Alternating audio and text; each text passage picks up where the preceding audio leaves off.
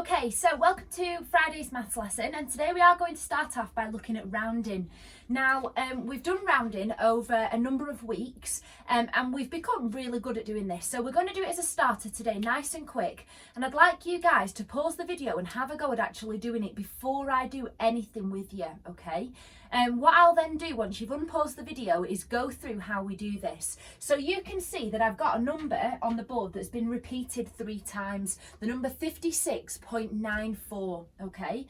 And I've drawn it on a number line here. And underneath the number line, it tells you what I'd like you to round it to. So the first one says, I'd like you to round it to the nearest whole number, okay? Now, if you remember, that means this, okay? Everything in front of the decimal point. So 56. So 56 would be here, and then have a think of a whole number more than 56 that would go here, all right? And then have a go at rounding that one. This one says to the nearest 1 decimal place, so that's this number here. So everything in front of the 1 decimal place and itself, so all of that stays the same here, and then you add 0.1 to it here, okay? And then for this one, we've got to the nearest 10. So pause the video for me and have a go at rounding this number to those 3 different positions for me, please. And then once you've done that in your own time, you can unpause the video and I'll go through the method with you. But I really, really want you guys to be able to do this on your own, so off you go. Okay, welcome back. So we're going to have a quick look at how we actually did this and talk through the methods of doing it to double check whether you got the right answer along the way. And if not, it doesn't matter, but where you went wrong.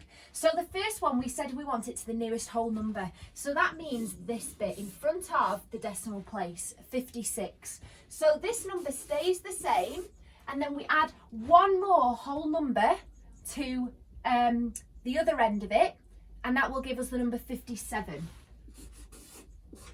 Then, as you know, we look at the number after whatever it is that we're looking at. So if we were looking at the nearest 10, we'd look at the units. If we're looking at the nearest whole number, then we look at the tenths, okay?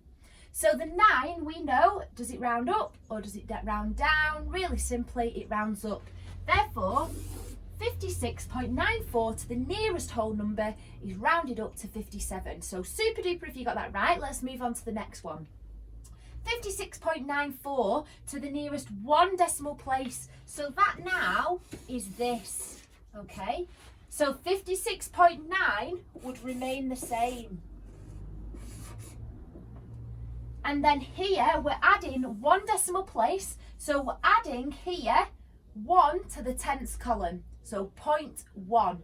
Now we know that when we go up from 56.9, if we were to add 0.1, it would go up to 57. There's no such thing as 56.10, okay? Because that's actually 56.1, and that's not right. That's actually a lot lower, as we know. So it would be 57.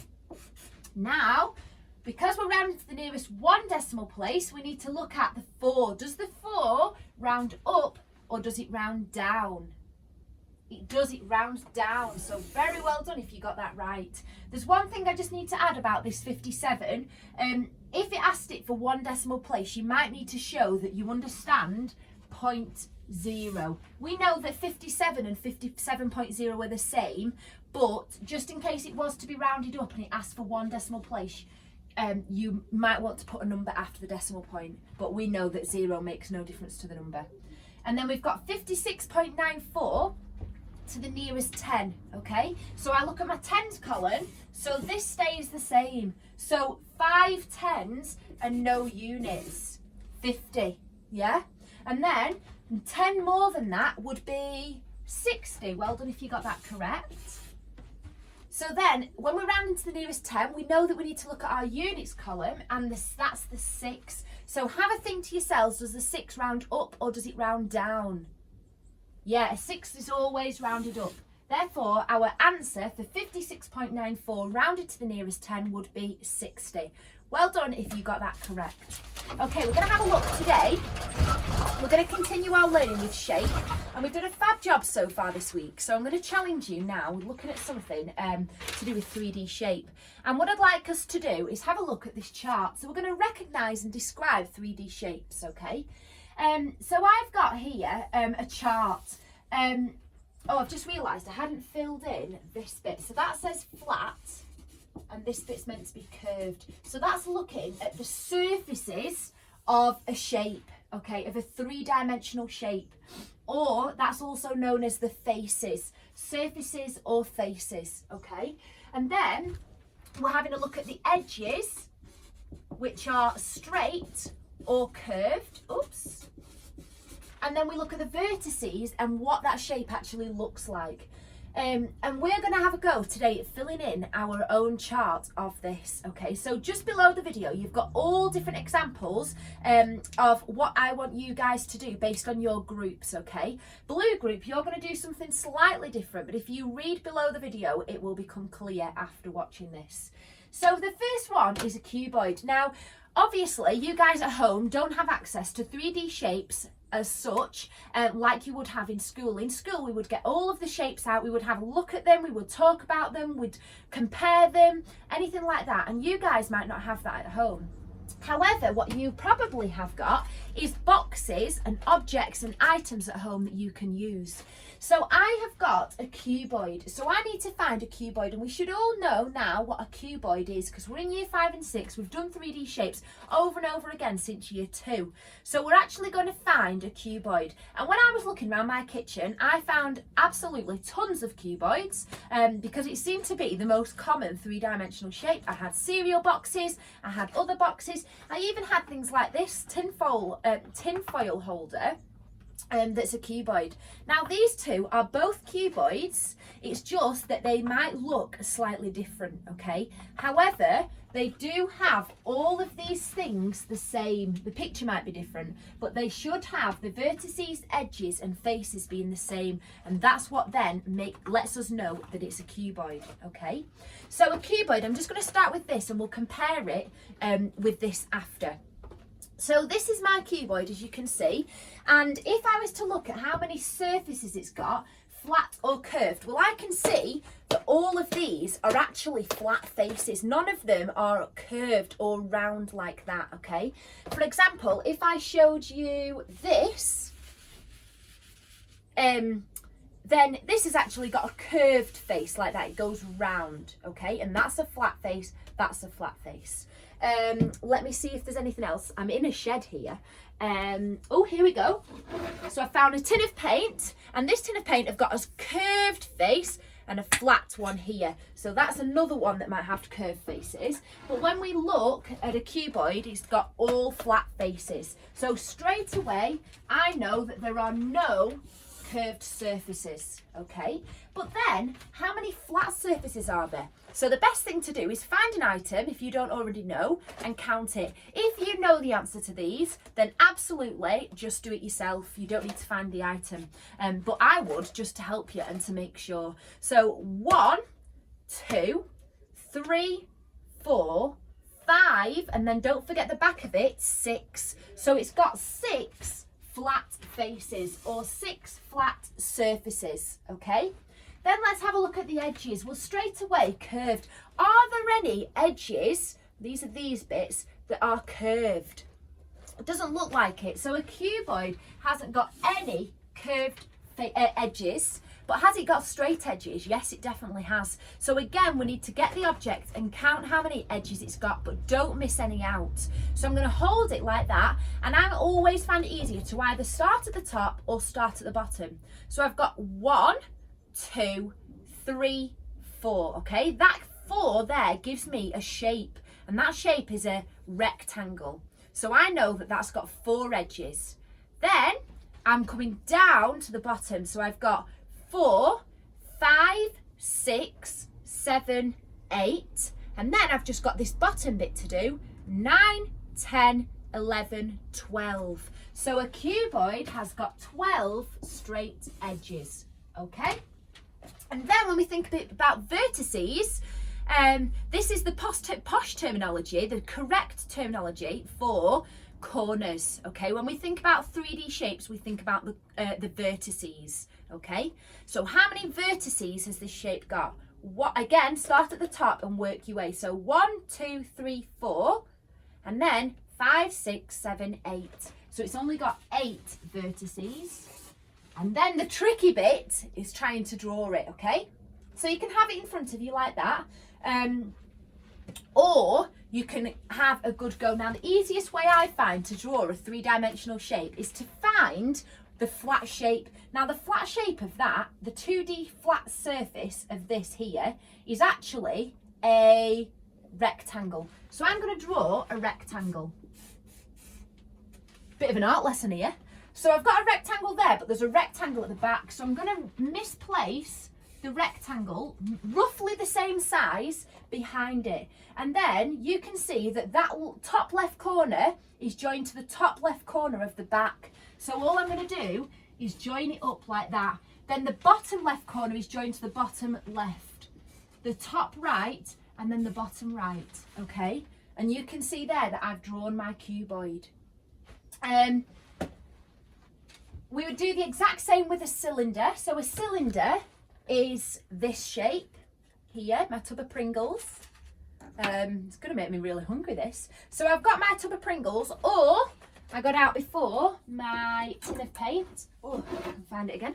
So these are both cylinders, again, but you can see that they are slightly different. This has got a larger circle than this one.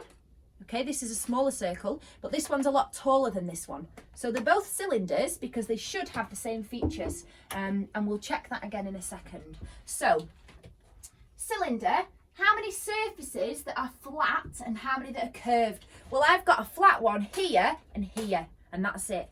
So there's two that are flat, and then I've got one that comes all the way around, which is curved, which gives it the cylinder, okay? So one that's curved. How many straight edges has it got? Well, there's none down there because that's one large face, and it's got an edge here and it's got an edge there. So 1, 2, but both of those, excuse the lorry just going past, both of those are circular, so both of those are actually curved. So there's two curved edges and no straight edges. Are there any vertices? No, there's no vertices. And then again, we need to draw a picture of it. So I'm going to do my circle like this, bring it down and have my curved bit at the bottom. Okay? It's literally as simple as that. If you wanted to, so that you could see, you could do it like this and join it together there like that. A bit similar to like we did here. And they're both okay. All right?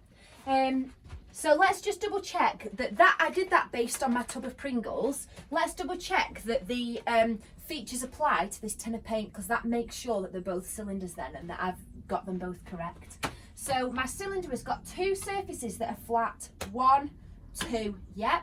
It's got one curved all the way round, yeah. It's got no straight edges, as you can see. Again, don't say that this is an edge or that this is an edge, because it's not. We already know that that's a surface, it's a face, so it doesn't count as an edge. This is the edge and this is the edge. So it's got two curved edges and no straight edges, okay? Vertices, again, has it got any? No. And then a picture, it looks like this, but it's a bit shorter, okay? So that means that yes, they're both cylinders, which we did already know, but actually I've just double checked that I've got the right amount in each category. Now, depending on which group you are in, you have got loads to do. So it should keep you nice and busy. Let me just remind you about some of the shapes that you might come across. So we've got, for example, prisms. Now we know that this is a cylinder, or it's also called a circular prism, and that's because it's got circles on the end and then it's got this elongated shape in the middle. So if we had a triangular prism, it would have triangles on the end and then this elonged shape in the middle. So a bit like a Toblerone. So we've got a triangular prism that you might come across. Okay, and that's exactly the same, like I said, as a Toblerone. Looks just like that, but better. Then, for example, if we had a pentagonal prism, okay, so we've got pentagon, you can see in there, so pentagonal prism. The clue's in it here, triangle, pentagon, okay, so this shape would be a pentagon, which as we know is a 5-sided shape, and you would have your pentagon here, oops, a bit better, and all of these would just be joined up. So that's just a pentagonal prism. If you had a hexagonal prism, the clue would be hexagon, so you would have hexagons on either side, okay? And so on. If you are really struggling to imagine it or find any objects like this in your house, just refer back to the prism, okay? Hexagonal prism, octagonal prism, octagons on either side, and then faces to join it. So the pentagonal, it's all flat surfaces, and it's got one here at the edge, another one here at the other side, and then it's just joined them together. So it's got this bit here, so that's 1, 2, 3, 4, 5 at the bottom, 6 joining this side together, and then round the back is 7. So it would have 7 faces, okay? Some people either really are really good with shape, and some people unfortunately might naturally struggle. So don't worry too much. I know it's harder if you don't have the objects at home, but really try to use your imagination and picture what it would look like, okay? I look forward to hearing from you guys later and seeing how you get on with